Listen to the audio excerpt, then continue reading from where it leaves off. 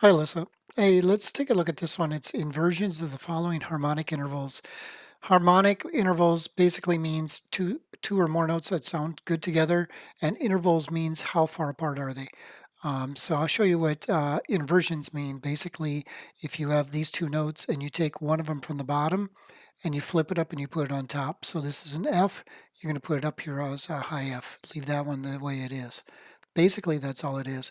And then circle all the dissonant. Dissonant means it doesn't sound good.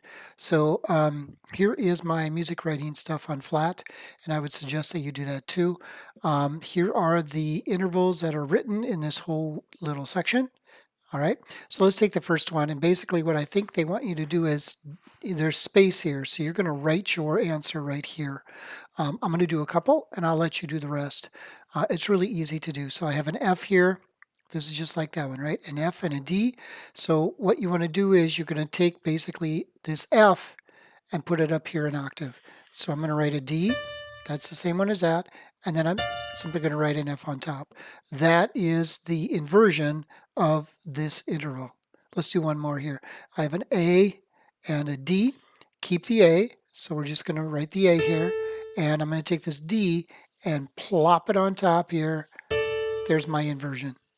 That's all you have to do. It's really, really that easy.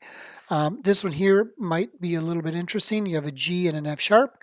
So I'm going to keep the F sharp. And if you're writing on flat, you're going to write the F sharp and then move the teardrop back over so you can click on the note or use your left arrow key to bring it back under, because you're going to tell flat, I want to sharp this note because there's a sharp sign in front.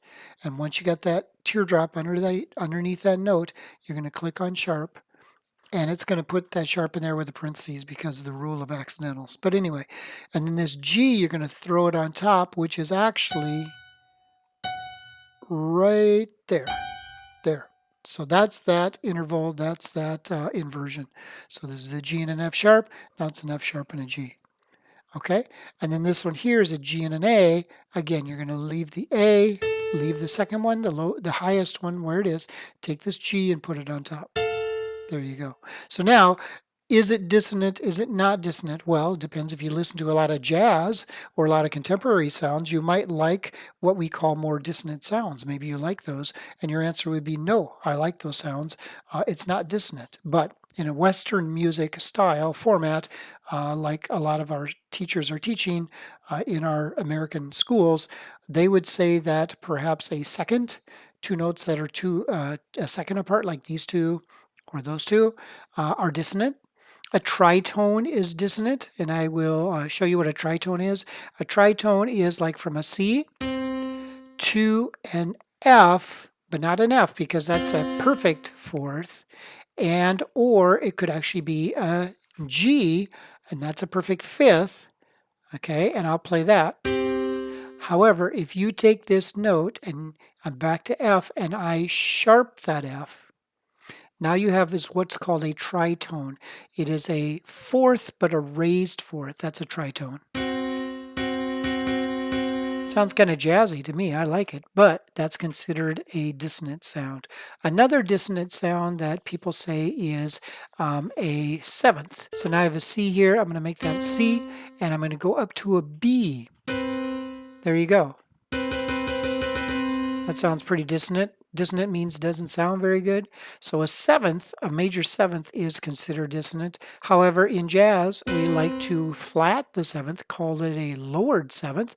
And now we have, it's a leading tone to one chord because it's a dominant seventh. So, I mean, it just all depends how you want to write the sound and what kind of music you listen to. However, it's asking you to circle the dissonant sounds. And this is why I say you should open up a flat, or you can use different types of online writing software. But then what you do is you simply listen to it and play it. And you can play it through. How does it sound? That sounds good. That sounds good. Sounds good. Sounds good. Ooh, not really. I don't know how that one is. Ooh, that sounds bad. Ooh, that's a bad one. Right? So you're going, which ones don't quite agree with me? Those are the dissonant ones. And then you could just simply go ahead and circle those. All right, so that's this section right here, and I hope you enjoyed it, and I hope that helps. Take care. Bye bye.